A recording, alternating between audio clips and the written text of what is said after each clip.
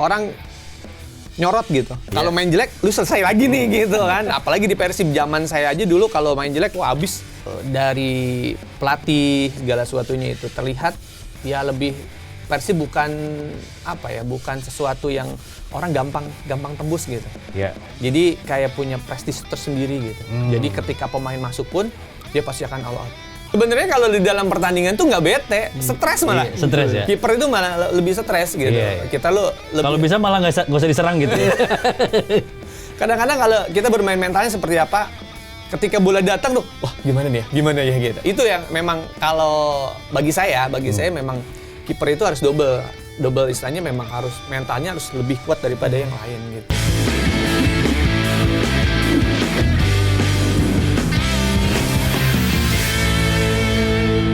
Mantan penjaga gawang Persib Bandung, Edi Kurnia. Siap. Kayak ini sehat, Kang?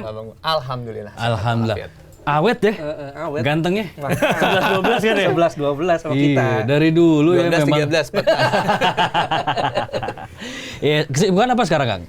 Sekarang sibuk lagi di aparel. Aparel. Iya, selain juga ngelatih, terus juga fun game kayak gitu.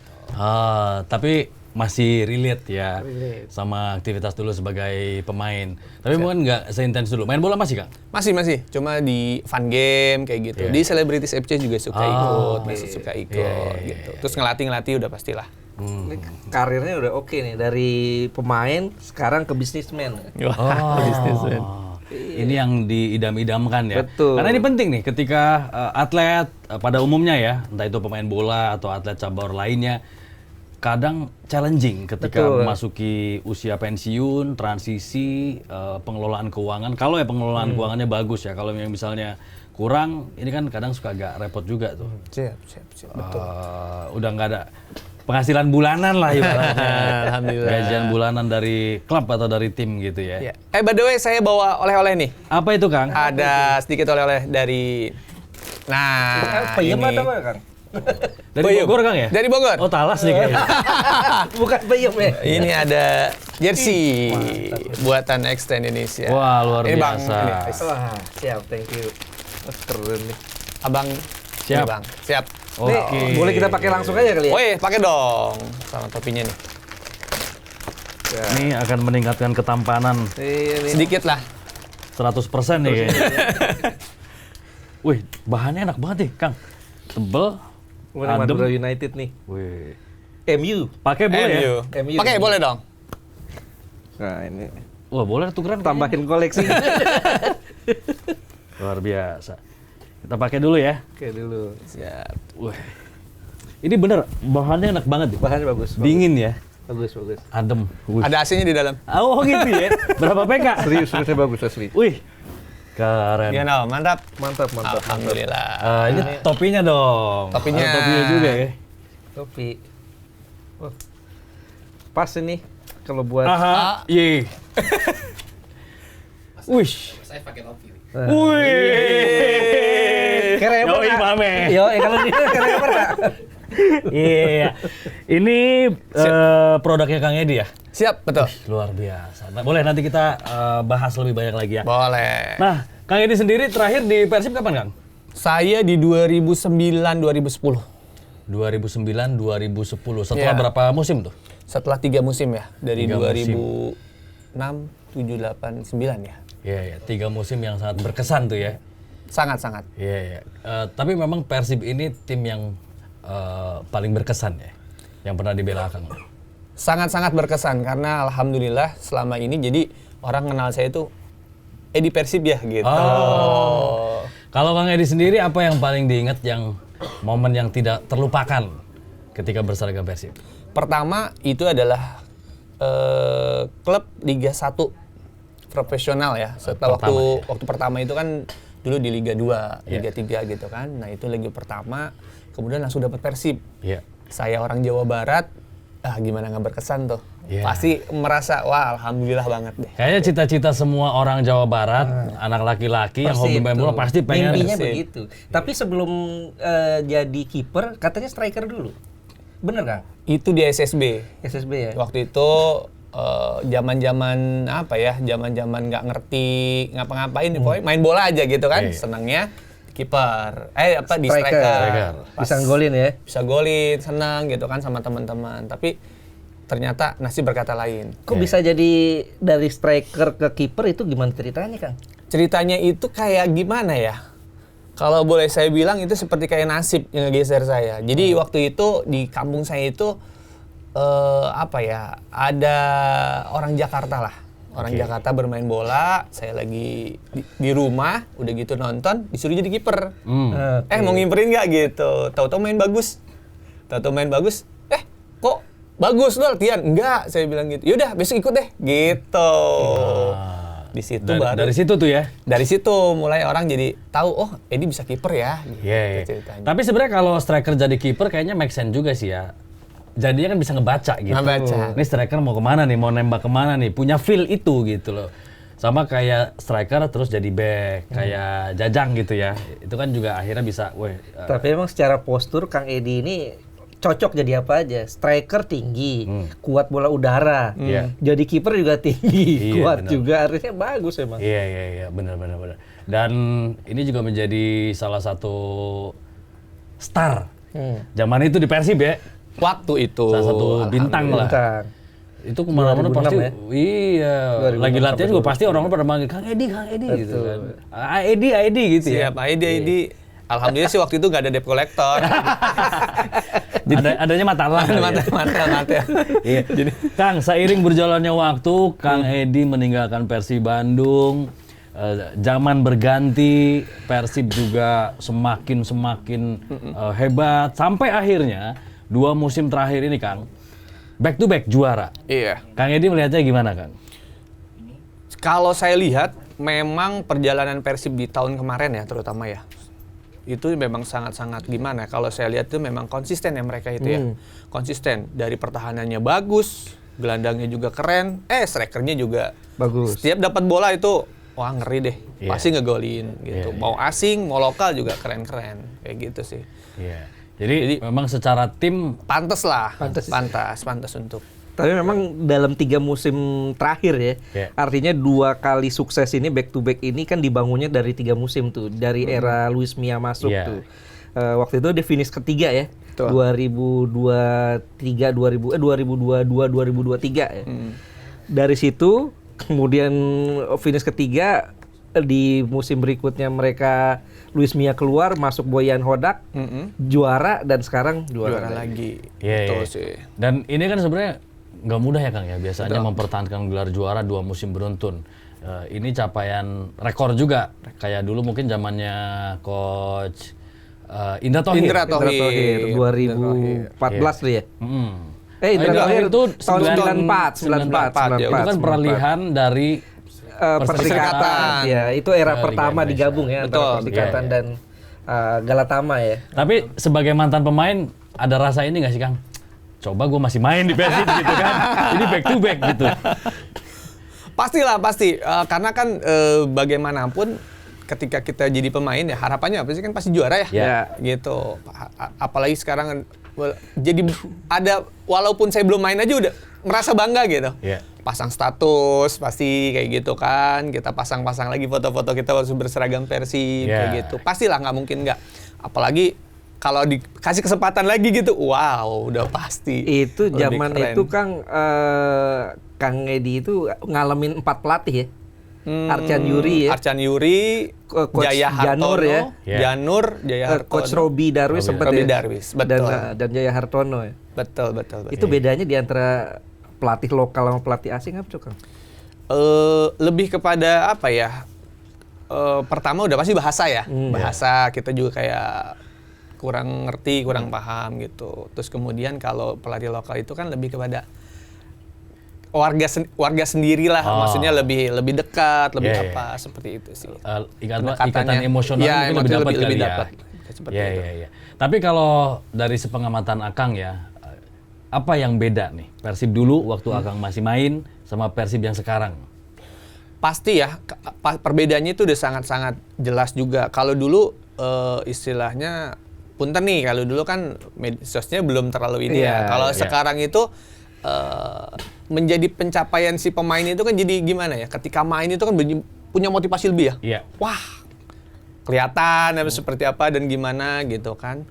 Kalau dulu kan main ada di TV gitu kan. Tidak begitu maksud saya tidak seperti sekarang lah gitu, tidak seperti sekarang. Jadi menurut saya bisa memotivasi lebih-lebih gitu. Lebih-lebih kan dilihat juga dari timnas mau siapapun sekarang bisa ngelihat nih.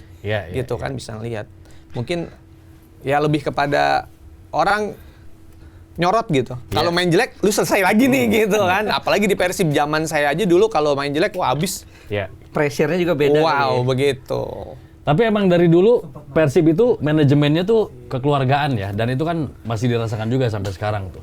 Alhamdulillah kalau saya boleh bicara, Persib dari tahun pertama saya di Persib sampai ini nggak pernah telat gaji.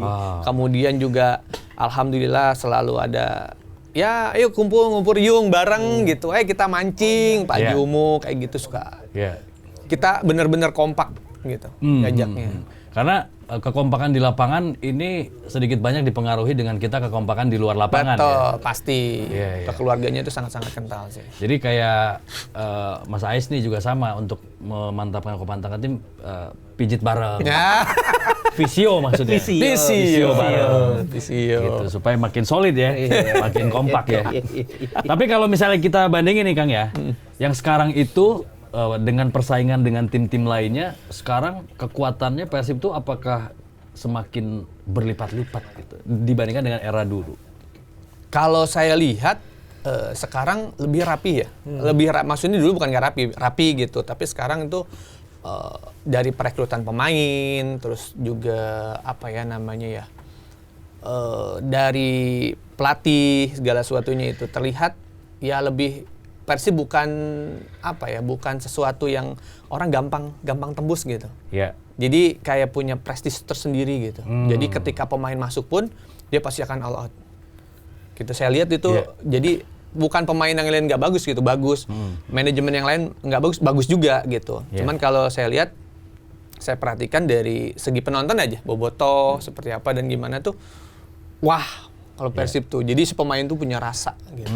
Nah mungkin rasa dan kebanggaan ini juga ada ketika Persib main di luar negeri, di ACL tuh ya. ACL tuh sekarang. Kalau waktu zamannya Kang Edi sempat mengikuti ini nggak turnamen di level Asia? Nggak ada ya, waktu itu belum ada ya. Belum, karena saat itu Persib agak belum ini ya. Performnya belum seperti sekarang ya. Terakhir kalau nggak salah di musim terakhirnya Kang Edi tuh finish ketiga ya. Finish ketiga. Kita pernah juara paruh musim waktu itu. Paruh musim aja. Kalau di sebelum-sebelumnya tuh kan sempat 2 wilayah ya. Iya, 2 wilayah. Jadi artinya memang saat itu Persib belum nyampe untuk bisa jadi dapat jatah ke Asia. Nah, sekarang kan main di Asia. Musim lalu juga ya. Menurut Kang Edi gimana tuh? Harusnya sih harus lebih baik lagi ya. Karena tahun lalu juara, sekarang juara, ya harus buktiin dong di Asia. Harus lebih baik lagi lah. Gitu. Harus lebih target, harus lebih juara. Gitu. Tapi Kang Edi sendiri sebenarnya pernah ini nggak sih? Gue juga pengen sebenarnya main di pertandingan internasional gitu bersama Persib. Andai pada saat itu peringkat 3 kan juga udah masuk ke zona ASEAN ya. Iya, ASEAN sekarang. Kalau sekarang kan banyak tuh. Ada ACL tuh, terus juga ada AFC Challenge League, ada ASEAN Championship juga, Club Championship. Artinya cukup banyak. Kalau dulu tapi belum. Ini perlu disiasati banget Kang ya, ketika main di beberapa kompetisi secara bersamaan, apalagi beda level, kompetisi domestik dan internasional. Itu ya memang harus lah. Itu buktinya adalah ya pembuktian untuk pelatih lah. Pembuktian untuk pelatih untuk meramu skemanya seperti apa. Targetnya manajemen juga seperti apa. Maunya di mana nih? Level sini atau bagaimana. Itu makanya yang kalau kita lihat sekarang juga skuadnya Persib kan udah mungkin memang diciptakan untuk bisa menghadapi semua event. Kalau musim lalu kan tuh Persib agak kurang maksimal tuh di ACL tuh ya. Ada yang bilang nggak serius kan Persib di Asia itu, benar nggak sih kan? Kalau menurut Akang? Kalau menurut saya gini, apapun itu ya, serius nggak serius, kita sebagai pemain, kita sebagai klub harus kan memang all out ya. Nah, mungkin ada strategi karena memang lebih fokus untuk di domestik ya, Liga 1 seperti itu. Tapi apapun itu, kalau saya sebagai pemain, mau main di manapun ya memang harus all out kayak gitu. Oke, artinya ini menjadi tantangan dan ujian bagi seorang pelatih sampai di mana kepiawaian meracik dan juga meramu strategi dan juga tangan dinginnya nih untuk bisa membagi fokus ya antara kompetisi domestik dan juga kompetisi internasional. Oke, soal skuad nih, Persib perombakan besar-besaran. Ya. Ada berapa? 15 pemain berarti sampai sekarang ya. Yang keluar ya. Yang Yang meninggalkan keluar. Persib Ya, Bandung. Kita lihat dulu 13 pemain ya. 8 pemain asing, bahkan pemain-pemain penting. Betul, Ciro, Pemain-pemain kunci. Nick Wipers Hampir ya. semua ya. Kocijan, Gustavo Franca. Yes. Banyak itu semua. Pemain asing semua plus Kevin Mendoza. pemain Edo lokal juga ya. juga. Edo dan Victor pensiun ya, Victor Igbonevo. Rian tuh ini. Sama Kevin Ray Mendoza juga. Ya. Ini total 11 ya sekarang Udah 11. Udah 11. Ya. 11 pemain baru. 8 pemain asing 8 dan asing 3 dan pemain 3 lokal, lokal, ya. betul. Ada Sadil, Dewa, satu laginya Hamra. Betul. Betul. Oke, kalau Kang Edi ngeliatnya gimana Kang dengan keluar masuknya pemain Persib di musim ini?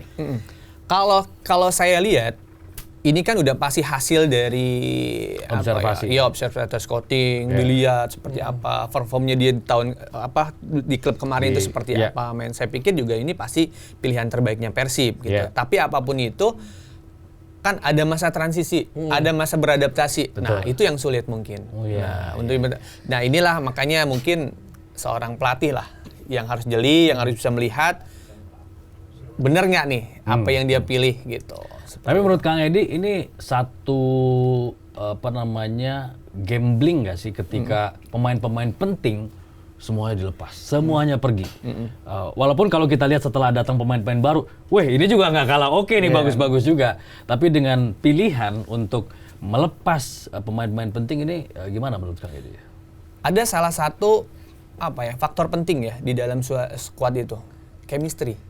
Nah, mungkin itu yang akan jadi kendala menurut saya. Karena kenapa? Kalau dilihat dari performnya mungkin mereka udah pemain inti semua nih. Pemain top-top semua kan gitu. Mungkin secara individu mereka bagus. Tapi mungkin secara tim. Nah, kita belum pernah tahu nih bagaimana dan situasi kondisinya, chemistry-nya dia percaya nggak atau seperti apa. Itu mungkin yang akan jadi kendala menurut saya. Apalagi ini kan ada Piala Presiden nih. Persib baru mulai TC tanggal 30 kemarin tuh, 30 Juni. Dan Piala Presiden udah mulai tanggal 6. Artinya kan cuma seminggu. Seminggu, betul. Kira-kira kalau seminggu itu cukup nggak sih Kang buat mantapin tim, chemistry-nya gimana gitu? Balik lagi yang saya bilang, kalau secara individu mungkin mereka siap secara individu. Tapi secara tim, ini bukan sesuatu yang gampang menurut saya. Iya. PR-nya di situ ya. PR-nya di situ. Benar.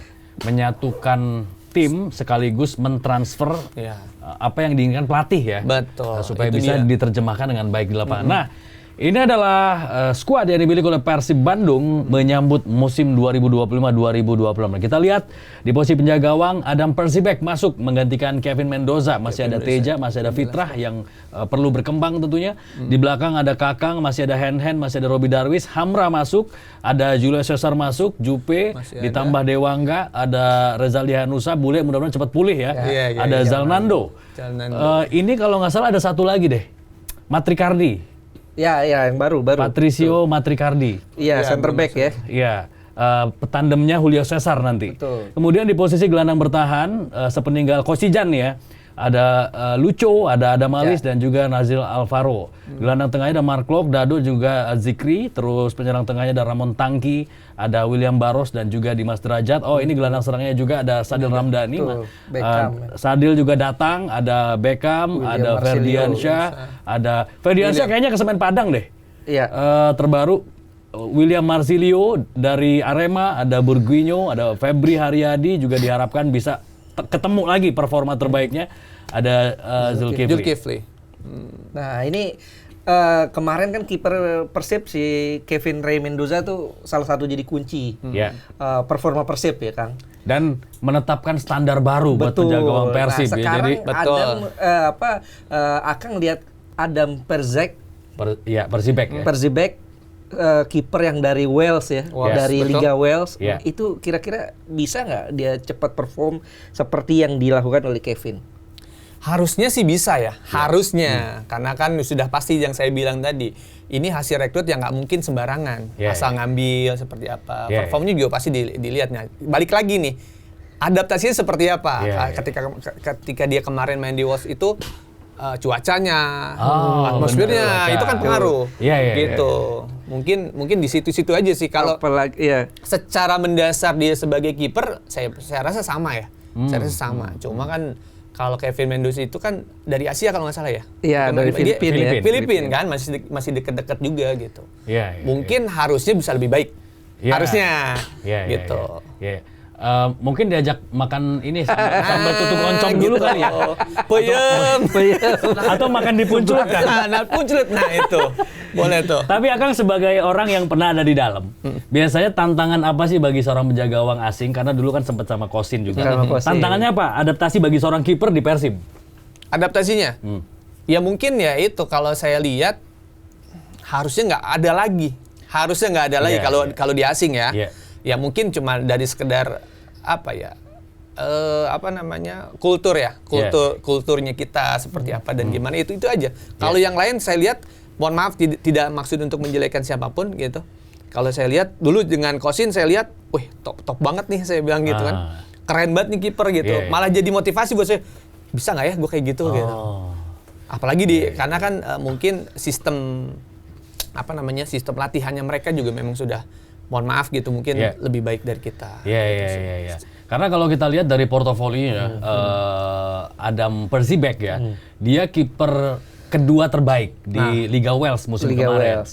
Terus catatan save dan clean sheet-nya juga oke. Apalagi kan? Menit bermainnya juga banyak tuh, sekitar 2.400-an menit ya. Artinya dia main full tuh selama satu musim kompetisi. Berarti kan pemain ini main reguler di musim kemarin. Setuju, itu dia. Apalagi sekarang Persib kan Bojan Hodak ambil pelatih kiper dari Kroasia nih kan.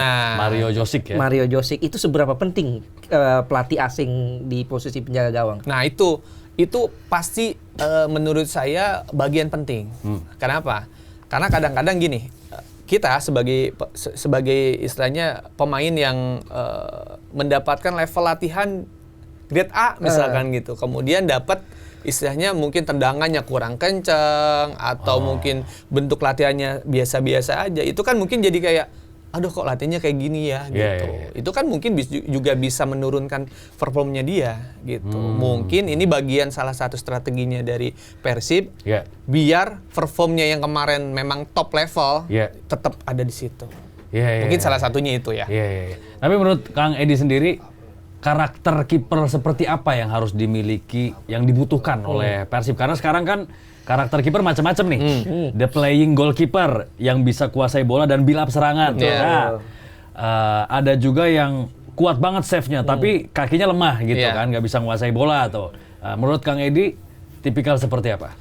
Sekarang tuh udah era modern ya, era sepak bola modern. Saya rasa sih juga, pertama saya juga belum lihat sih sebenarnya mainnya dan dan skema timnya seperti apa kan kita juga belum pernah lihat main nih, belum kelihatan gitu. Tapi kalau mengacu pada kemarin dia ada kiper nomor 2 terbaik gitu kan ya, saya rasa memang sudah ada di dia semua, kakinya bagus, savingnya juga bagus gitu, build up-nya bagus. Itu kan memang jadi satu, menurut saya memang jadi satu keharusan kiper modern yang kakinya oke gitu kan, build up-nya bagus gitu. Seperti itu sih. Harusnya harus bisa. Memang sudah dituntut. Sudah dituntut. Kalau dari karakteristik kiper tuh harus tenang ya. Harus, yang lain boleh panik, tapi kiper harus tetap tenang. Wajib. Kalau kiper nggak tenang ya gimana?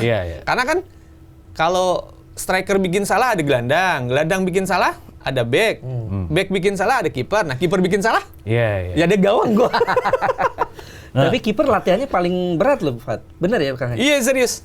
Serius. Iya, karena gua dulu kan kecil-kecil gini-gini pernah SSB, Fat. Waktu zaman masih bocah. Iya. Latihan kiper kayak diseksa ya, Kang? Banget dalam tanda kutip. Iya. Pokoknya kalau udah latihan kiper karena harus suka dulu, harus happy dulu. Dengan menjadi kiper gitu. Kalau enggak, ngobatin aja pasti. Berarti emang harus passion jadi kiper. Nah, nih Kang, kalau tim kita nguasain bola, nyerang terus, kiper bete nggak di belakang tuh? Secara main game bisa. Secara kan warung kopi udah boleh nih sekarang. Ya nggak juga, maksudnya happy sih. Kadang-kadang ya agak bete juga. Iya. Kadang-kadang Ya bingung kan mau ngapain ya iya, gitu. mau ngapain. Tapi kalau sekarang kan harus berterlibat ya. Iya. Jadi memang tidak boleh digawang lagi, memang harus Agak naik, maju, build up, ya. naik. Jadi memang dia akan jadi orang terakhir lah, tapi Libero sudah ya, tidak di libero. gawang, Iya. sudah di luar area kiper. Iya, iya. Terlibat sih sekarang tuh sudah tidak Iya. juga bete-bete banget enggak sih gitu. Iya, iya. Karena kan ini biasa nih kalau kita di tongkrongan pada nobar ya, terus nyerang terus nih seperempat lapangan lawan gitu. Kipernya main catur kayaknya ya. Gitu. Kalau dulu ngakalinnya gimana tuh Kang? Apa lagi main begitu, ada tukang cendol. Beli dulu jajan dulu. Atau video callan kan. Itu kalau dalam kondisi itu dulu ngakalinnya kayak gimana Kang? Enggak juga Biar sih. nggak bete-bete amat gitu. Sebenarnya kalau di dalam pertandingan tuh nggak bete, stres malah. Iya, stres ya. Kiper itu malah lebih stres gitu. Iya, iya. Kita lu Kalau bisa malah nggak usah diserang gitu. kadang-kadang kalau kita bermain mentalnya seperti apa, ketika bola datang tuh, wah gimana ya gitu. Itu yang memang kalau bagi saya memang kiper itu harus double istilahnya, memang harus mentalnya harus lebih kuat daripada yang lain gitu. Iya, iya. Nah, ini soal mental nih ya. Karena katanya kalau kiper udah kebobolan nih duluan, Down, apalagi kebobolan misal blunder. Iya. Itu gimana cara recovery mentalnya? Susah tuh. Susah banget. Saya aja pernah melakukan blunder yang sangat-sangat fatal. Akhirnya tim saya bisa jadi kalah. Iya. Itu bisa 1 bulan recovery-nya. Iya kan? Bisa 1 bulan. Saya sampai botakin Malam- rambut. malam sampai nggak bisa tidur tuh ya? Wah, pokoknya nggak bisa tidur. Saya sampai mengajukan, Pak izin boleh nggak saya istirahat dulu gitu. Sampai sebegitunya. Iya, malah ada istilah kalau striker 89 menit main jelek, 1 menit dia bikin gol jadi bintang tuh. Yes, Yeah. setuju. Kalau kiper, pemain belakang 89 menit main bagus, Tapi kebobolan. 1 menit dia kebobolan ataupun blunder itu jadi bulan-bulanan, Nah bener itu, ya Kang? setuju itu. Karena saya sudah merasakan itu. Jadi, wah sangat-sangat, termasuk keluarga juga kena akhirnya imbasnya gitu. Wow. Iya. Iya. Oke. Kacau lah. Oke, tapi Kang Edi ya, melihat nih nonton Persib dari pertandingan ke pertandingan, dari musim ke musim, terutama yang 2 musim ke belakang menjadi juara, mungkin salah satu faktor kuncinya adalah tangan dingin dari Bojan Hodak sebagai pelatih. Bojan Hodak. Kalau menurut Kang Edi, apa yang beda dari strateginya, pendekatannya Boyan dibanding mungkin pelatih-pelatih lain lah? Ini saya tidak ada di dalam situ ya. Yeah. Saya hanya melihat dari luar saja. Dimana kalau saya melihat tim itu maju ada 4 aspek.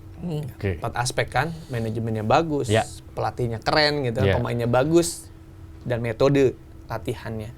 Ya mungkin ini akan jadi, menurut saya ini kunci suksesnya lah, kunci suksesnya di mana dia mungkin melakukan melakukan eksperimen di dalam latihan, Yeah. seperti apa dan bagaimana dia bisa menganalisa dengan baik.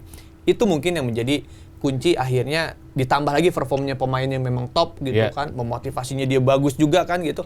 Ini mungkin jadi salah satu, wah udah deh gua bakal all out main buat Bojan, seperti itu mungkin pemain. Plus 1 gajinya nggak pernah telat ya. Nah, itu yang paling Itu penting. yang paling penting tuh. Kayak gitu. Yang penting waktunya cocok.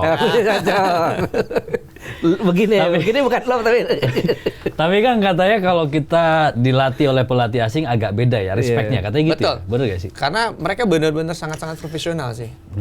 Kalau waktu dulu zaman Arcan Yuri juga saya merasakan seperti itu. apalagi Arjan Yuri kan dan Boyan Hodak kan sama-sama Asia Timur kan. Iya. Nah, itu karakternya mungkin mirip-mirip Iya. kali kan. Keras nggak sih itu kan? Ya itu yang saya bilang. Jadi kan pertama kan terkendala kita bahasa, Iya. ya kan.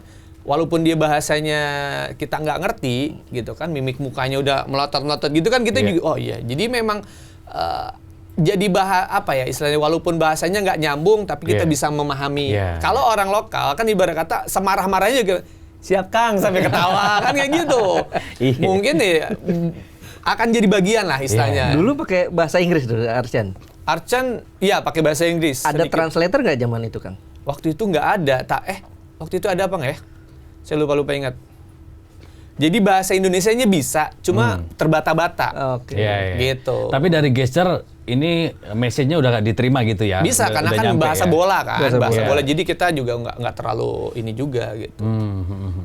Gitu. Oke. Nah, melihat sekarang persiapannya tadi tim nampaknya sudah komplit, walaupun mungkin nanti kalau misalnya ada tambahan lagi, ini menghadapi Piala Presiden, turnamen pramusim yang mungkin ini akan menjadi salah satu panggung untuk mematangkan persiapan dan chemistry tadi. Iya, betul. Dari para pemain yang baru gabung nih.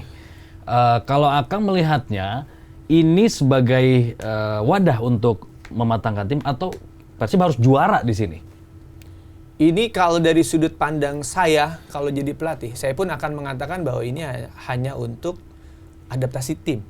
Iya. Oke. Cari chemistry ya. Karena kenapa? Karena kalau menang itu jadi bonus, ya kan? Benar nggak sih? Iya, Tapi iya, iya. kalaupun kita target, tapi pada akhirnya kita kalah, kan kita juga jadi istilahnya bumerang untuk kita Apalagi kan. kalau pemain cedera ya. Yes, itu.